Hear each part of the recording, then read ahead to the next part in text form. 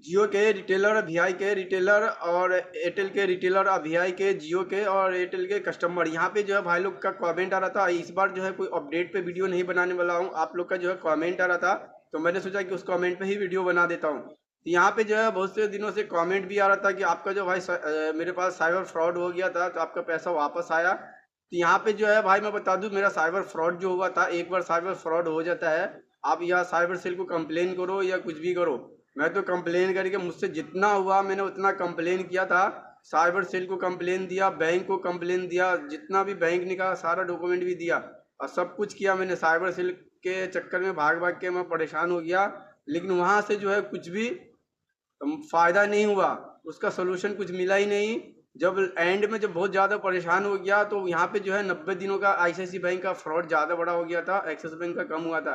तो axis bank ने तो जो है हाथ उठा दिया कि ये पैसा हम आपको रिकवर करके नहीं दे सकते, आपकी गलती की वजह से हुआ है। बैंक ने डायरेक्ट बोल दिया। और साइबर सेल वाले के पास गया तो साइबर सेल ने उनका केस लेने से इनकार कर दिया, एक्सिस बैंक का। तो एक्सिस बैंक का केस लेने से इनकार क्यों किया कि वहाँ पे जो है, वहाँ पे जो है मेरा डेबिट कार्ड से हुआ था फ्रॉड। तो वहाँ पे जो है वो रेफरेंस आईडी जब वहाँ पे डाल रहा था, ट्रांजेक्शन आईडी, तो वहाँ पे वो लोग कह रहे कि यहाँ पे चैन नहीं बन पा रहा है, जो फ्रॉड ने इसका ट्रांजेक्शन किया उसके अकाउंट को फ्रीज किया जाए। तो जिसकी वजह से जो एक्सिस बैंक का जो है कंप्लेन नहीं हुआ। और उसके बाद जो है मैंने आईसीआईसी बैंक का कंप्लेन दिया था, तो बैंक ने जितना कंप्लेन डॉक्यूमेंट मांगा मुझसे वो सारा डॉक्यूमेंट दिया। बैंक ने मुझसे कहा कि साइबर सेल को कंप्लेन दो, तो साइबर सेल को कंप्लेन दिया। उसके बाद बैंक ने कहा कि मुझे जो आप डिस्ट्रीब्यूट फॉर्म जो होता है वो सबमिट करो आप। तो मैंने डिस्ट्रीब्यूट फॉर्म जो है बैंक से ऑनलाइन डाउनलोड किया, उसको प्रिंट निकलवा के और बैंक में जाके मैंने दिखाया। और पहले मैंने भरा उसको, फिर मैं बोला गलत भरा हूँ क्या सही, फिर बैंक में जाके मैंने भरा। बैंक भरने के बाद बैंक अधिकारी को दिया, उन्होंने जो है ईमेल कर दिए बैंक को। वहाँ पे क्रेडिट कार्ड का फोटो लिए, जेरोक्स, आधार कार्ड का जेरोक्स, और वो फॉर्म पे सिग्नेचर कराया। उसके बाद जो है वो मेल कर दिए बैंक को। अब बैंक ने 90 दिनों का टाइम दिया कि पैसा को रिकवर होने में। तो 90 दिन तक मैं वेट किया और साइबर सेल के पीछे भागते रहा। बैंक ने बोला कि साइबर सेल के पीछे जो है आप जाते रहो, cyber cell, cyber police station. तो मैं साइबर सेल के पीछे जाते रहा, भाग भाग के परेशान हो गया।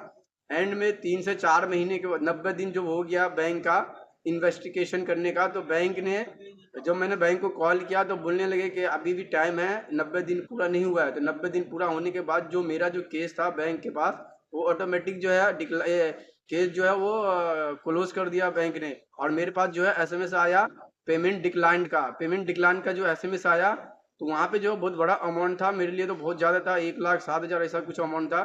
तो पेमेंट डिक्लाइन का एसएमएस आया, तो मैं परेशान हो गया। जब बैंक को मैंने कॉल किया, कस्टमर केयर को, क्रेडिट कार्ड कस्टमर केयर को, आईसीआईसी बैंक को, तो वो बैंक अधिकारी मैं पूछा कि मेरा पेमेंट जो है ये डिक्लाइन क्यों है, मेरे पास एसएमएस क्यों आया। तो वो कहने लगे जो आपने जो कंप्लेन थी, आपका जो फ्रॉड हुआ था, बैंक ने पूरी कोशिश करा है कि पैसा रिकवर करने का, बैंक ने पूरी कोशिश करा पैसा रिकवर करने का, लेकिन जो मर्चेंट है अमेजन पे और यहाँ पे रिलायंस पे हुआ था, 2 जगह पेमेंट किया था फ्रॉड ने। तो ये जो मर्चेंट है पैसे वापस नहीं कर रहा है, पैसे वापस नहीं दे रहा है। तो इसमें हम पूरी कोशिश करें 90 दिन तक आपके केस को जो है एक्टिवेट रखें, ताकि पैसा रिकवर हो जाए। लेकिन बैंक मर्चेंट जो है पैसे वापस नहीं दे रहा है, तो इसके लिए जो है पेमेंट जो है वो डिक्लाइंड हो गया, आपको ये पैसा जो है वो भरना पड़ेगा।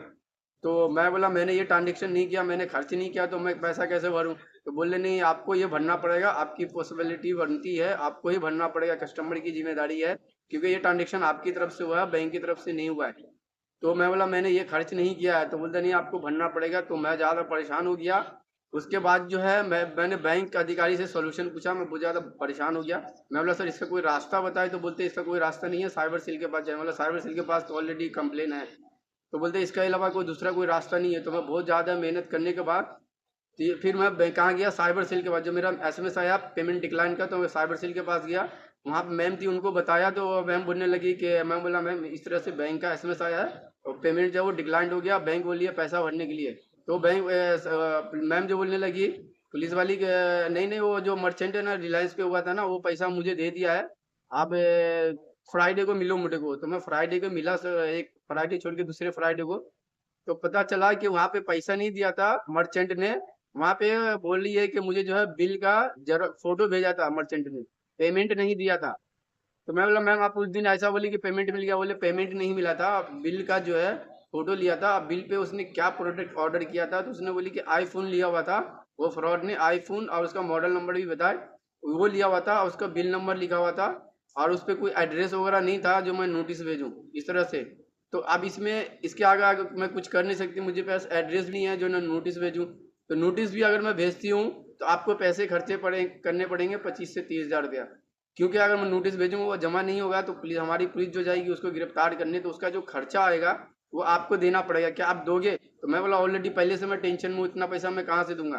तो बोलते गवर्नमेंट जो है आपका पैसा रिकवर करने के लिए अपने खर्च पे एक स्टेट से दूसरे स्टेट नहीं भेजेगी। ठीक है, तो आपको पेमेंट खर्चा पैसा खर्चा करोगे तो मैं नोटिस भेज दूंगी। नोटिस भेजने के बाद जो भी 20 से 25 हज़ार रुपया खर्चा आएगा उसके बाद जो है उसको फ्रॉड को गिरफ्तार करके लाया जाएगा। तो मैं बोला मैम इतना मैं नहीं कर पाऊंगा, तो मैंने हाथ उठा दिया। तो बोले फिर नहीं होगा ये केस, ये पैसा आपका रिकवर, कुछ भी रिकवर नहीं हुआ है। 5 हज़ार 2 हज़ार कुछ पैसा होल्ड पे ही नहीं है, तो इसमें आगे केस लेके मैं क्या करूँ। तो बोली नहीं हो पाएगा, इसको आप भूल जाओ। तो फ्रेंड्स उसके बाद में आस्टेक में रिलायंस वालों ने जवाब दे दिया, अमेजन वालों ने जवाब नहीं दिया था। बोला अमेजन की तरफ से रिप्लाई नहीं आया है, उसका भी आपको जवाब मिल जाएगा, मैं आपको बुला के दे दूंगी। तो मैं उसके बाद गया ही नहीं। उसके बाद बैंक का कॉल आना स्टार्ट हो गया, बैंक का कॉल आना स्टार्ट हो गया कि आपका जो है ये बिल पेंडिंग है, 1,07,000 ऐसा कुछ था अमाउंट आपका पेंडिंग है, आप बिल भरो। तो मैं बोला मैंने पैसा खर्च नहीं किया तो मैं कहाँ से भरूँ बिल। तो बोले कार्ड आपके नाम पर, इस तरह से बहसबाजी करने लगी बैंक, लेकिन गाली वाली नहीं दी, कुछ फालतू अल्फाज आईसीआईसी बैंक वाले ने नहीं बोला मुझे।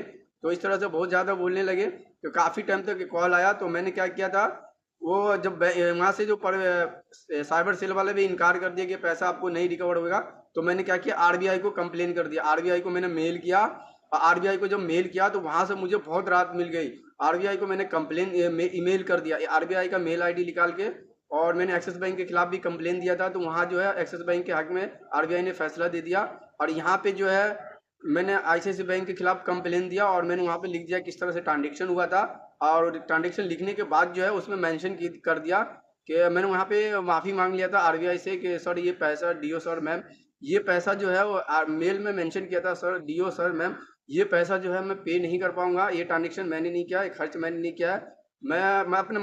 मैं जो मेल में लिखा हुआ था मैं वो बता रहा हूँ कि मैं घर का अकेला जिम्मेदार हूँ, और मुझे जो है सारी जिम्मेदारी मेरे ऊपर है, और घर का पूरा खर्चा मेरे को संभालना पड़ता है, और लोन वगैरह भी है, 2 से 3 लोन चल रहा है, तो मैं इतना पैसा नहीं भर पाऊंगा। तो आप बैंक से बात करें, बैंक से बात करके जो है ये पैसे को माफ करवा दे डीओ सर मैम प्लीज, मैंने रिक्वेस्ट करा आरबीआई को। तो आरबीआई के पास जब मेल पहुंचा तो आरबीआई की तरफ से कॉल आया कि आपका फ्रॉड हो गया था। मैं बोला हाँ सर फ्रॉड हो गया था। आपका स्टेट कौन सा, मैंने बताया। बताने के बाद 3 महीना के बाद या 2.5 महीने के बाद फिर आरबीआई की तरफ से मेरे पास कॉल आया कि मोहम्मद सरफी आलम शेख। तो बोले हाँ सर मैं आरबीआई से बोल रहा था, आपका जो केस आपने जो मेल किया था आपका फ्रॉड हुआ था। बोला हाँ, तो आपका जो आपने जो मेल किया था उसका जो है रिजॉल्व निकाल दिया गया है, यानी उसका सोल्यूशन निकाल दिया गया, बैंक की तरफ से कॉल आ रहा है आपके पास। मैं बोला नहीं सर, ये इस महीने के पिछले महीने के आखिरी महीने के एंड में कॉल आया था, आपका बिल ड्यू है उसको भरने के लिए। तो उसके बाद आया, तो बोलते नहीं उसके बाद नहीं आया सर। उसके बाद आज तक मेरे पास कॉल ही नहीं आया, आईसीआईसी बैंक की तरफ से कॉल नहीं आया। सिर्फ एसएमएस आता है कि आपका जो है ड्यू डेट है इसका पेमेंट करो, एसएमएस आता है, मेल आता है, और कॉल वगैरह नहीं आता है। उसके बाद आरबीआई का जिस दिन से कॉल आया उसके बाद मेरे पास कॉल आना ही आईसीआईसी बैंक का बंद हो गया। ये भाई लोग कमेंट करके पूछ रहे थे कि जैसा भी आपका साइबर फ्रॉड हो जाता है, कुछ हो जाता है, आपकी गलती से होता है या आपकी गलती नहीं है, वो पैसा वापस तो नहीं आएगा, लेकिन ये बचने का तरीका है बैंक से टॉर्चर करने का। और आप पैसे को अगर नहीं भरना चाह रहे हो, नहीं भर पा रहे हो, आपके अंदर ताकत नहीं है, तो आरबीआई का ईमेल आईडी निकाल कर मुझे कमेंट करोगे तो आरबीआई का मेल आईडी, आरबीआई का जो फॉर्म है वो मैं आपको दे दूंगा। तो आरबीआई का मेल आईडी निकाल के आरबीआई को कंप्लेन करना, मेरा वीडियो देख के आप लोग आरबीआई का फॉर्म भर के और आरबीआई को जो है कंप्लेन कर देना। वहाँ पे साफ अल्फाजों में लिखना ट्रांजेक्शन लिया तो वहाँ पे माफी की रिक्वेस्ट डाल देना। अगर नहीं भर पाओगे तो, अगर बैंक से पैसा लेना चाह रहे हो तो वो भी आरबीआई को बोल देना है कि सर मैम डीओ मैम सर प्लीज मुझे पैसा वापस दिलवाए बैंक से, बैंक का ये बिजनेस है, मैं गरीब आदमी हूँ, अगर नहीं भरना चाह रहे हो तो आप बोल देना है कि मैं ये पैसा नहीं भर पाऊंगा, तो बैंक से बात करके जो है ये पैसे को माफ करवा दे। तो मैंने इसी तरह से किया था। तो मेरा जो है पैसा बैंक की तरफ से जो है कॉल आना बंद हो गया, सिर्फ एसएमएस आ रहा है, कोई भी कॉल नहीं आ रहा बैंक की तरफ से। पहले बहुत कॉल आता था, एक भी कॉल नहीं आ रहा। जब से आरबीआई का कॉल आया मेरे पास उसके बाद बोला बैंक की तरफ से कॉल आ रहा, तो मैं बोला सर अभी पिछले ये महीने के एंड में आया था, उसके बाद अभी तक नहीं आया। तो बोलते आप नहीं आएगा कॉल, उसके बाद कॉल आना ही बंद हो गया। तो आप लोग बचना चाह रहे हो, आपके साथ साइबर फ्रॉड हो जाता है किसी तरह का, तो आरबीआई को मेल करो। आरबीआई का मेल आईडी नहीं है तो मुझे कमेंट करोगे तो आरबीआई का फॉर्म मेरा वीडियो देख के आप भर सकते हो। अब नहीं भर पाओगे तो मुझे बताओगे, तो आरबीआई का फॉर्म बना के जो है वीडियो बना के जो आरबीआई का फॉर्म कैसा भरे वो बना के आपको दूंगा, अब मेल कर देना है। मेल कर दोगे ना तो आप वहाँ पे, लेकिन मेल के अंदर जैसा ट्रांजेक्शन हुआ है, जिस जिस तरह से हुआ वो सब बता देना है। और उसके बाद जो वहाँ पे मेल के अंदर ये चीज़ जरूर मेंशन करना है, अगर आप आपका पैसा गया है बैंक से या क्रेडिट कार्ड, आपका पैसा गया बैंक से अकाउंट से, आप पैसा रिकवर लेना चाह रहे हो बैंक से, तो आरबीआई को साफ साफ लिख देना है जिस तरह से ट्रांजेक्शन हुआ वो लिखना है। और उसके बाद नीचे में लिख देना साफ साफ कि सर मुझे ये पैसा वापस चाहिए, सर प्लीज़। मैं ऐसा लिखने का है, जरूर ये जरूर लिखने का है, क्योंकि जब आरबीआई को कंप्लेन दोगे और वहाँ पे जैसा ट्रांजेक्शन हुआ है सिर्फ वही चीज़ लिखोगे और आरबीआई से करवाना क्या चाह रहे हो वो नहीं लिखोगे, तो आरबीआई यही सोचती है कि इनको सिर्फ डिसीजन चाहिए। तो मैंने एक्सिस बैंक का जब कंप्लेन दिया था तो मैंने उसमें मेंशन नहीं किया था कि मुझे पैसा रिकवर चाहिए, मैंने किस तरह से ट्रांजेक्शन हुआ था वो पूरा डिटेल लिख दिया था। और उसके बाद जो आरबीआई का डिसीजन ये आया कि ओटीपी तो कस्टमर के नंबर पे गया था ना, तो बैंक की तरफ से कोई इशू नहीं है, कस्टमर की गलती है, तो वो पैसा मुझे वापस नहीं आया। इस तरह से आपको जो है आरबीआई के मेल में जो है लिख देना है, मुझे अगर क्रेडिट कार्ड से पेमेंट हुआ है, अगर आप नहीं भर पा रहे हो तो आरबीआई से बोल देना है कि मैं पैसा नहीं भरूंगा, बैंक से बात करके ये पैसे को माफ करवा दे। जिस तरह से मैंने किया तो मेरा जो है आरबीआई की तरफ से, बैंक की तरफ से, आईसीआईसी बैंक की तरफ से कॉल आना ही बंद हो गया। एक भी कॉल नहीं आता, सिर्फ एसएमएस आता बस कि बिल आपका बिल जो है ड्यू है, उसके बाद कोई कॉल ही नहीं आया। तो यहाँ पे मैं बता दिया आरबीआई का मेल आईडी नहीं है, आरबीआई का फॉर्म मेरे पास है। अगर आप लोग का कभी ऐसा होता है तो आप मुझे कमेंट करोगे तो वो जो है फॉर्म आपको दे दूंगा, आरबीआई का मेल आईडी दे दूंगा। वहाँ पे जो है फॉर्म को भरना कैसे है तो आप मेरा वीडियो देख के भी भर सकते हो। अगर नहीं भर पा रहे हो तो बोलो, नेक्स्ट वीडियो में बना दूंगा, भर के बताऊंगा पूरा। तो मैंने आपको इस वीडियो में बता दिया। दूसरा कमेंट जो आ रहा था प्रमोटर भाई लोग का, तो मैं वीआई का प्रमोटर हूँ, लेकिन मैं जो है एक्टिवेशन वगैरह करता हूँ, लेकिन एफआरसी जो है वो डिस्ट्रीब्यूटर मारता है, मुझे नहीं मानने देता, डिस्ट्रीब्यूटर मारता है। तो भाई वीआई का प्रमोटर भी नहीं हो, आप रिटेलर भी नहीं हो। जब एफआरसी डिस्ट्रीब्यूटर मार के दे रहा तो नहीं आप प्रमोटर हो नहीं रिटेलर हो, ठीक है। आप प्रमोटर रिटेलर होते हो तो आप खुद ही एफआरसी मारते हो, रिचार्ज पहला फर्स्ट रिचार्ज जो है खुद ही मारते। डिस्ट्रीब्यूटर मार के दे रहा है कि या इसका मतलब ये है कि नहीं आप प्रमोटर हो नहीं रिटेलर हो, आप एक एजेंट हो। डिस्ट्रीब्यूटर ने आपको यूज कर रहा है एजेंट के तौर पे अपना टारगेट पूरा करने के लिए।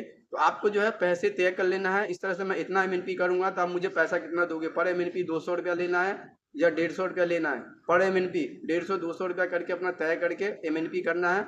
और जितना एमएनपी का टारगेट पूरा करोगे इतना लोगे, पूरा करने के बाद पूरे पैसे उनसे लेना है। नहीं तो उनको ये बोलना है कि मुझे जो है प्रमोटर आईडी दे दो, प्रमोटर बनना तो, यानी तो रिटेलर आईडी दे दो। आपके पास दुकान है तो रिटेलर आईडी लेके खुद ही एक्टिवेशन करना है, ठीक है। तो डिस्ट्रीब्यूटर सिर्फ सिम कार्ड लेना है। तो मैंने आपको इस वीडियो में बता दिया है। चैनल पर नहीं तो चैनल को सब्सक्राइब कर ले, वीडियो पसंद आए तो लाइक करें, अपने दोस्तों में शेयर कर दें।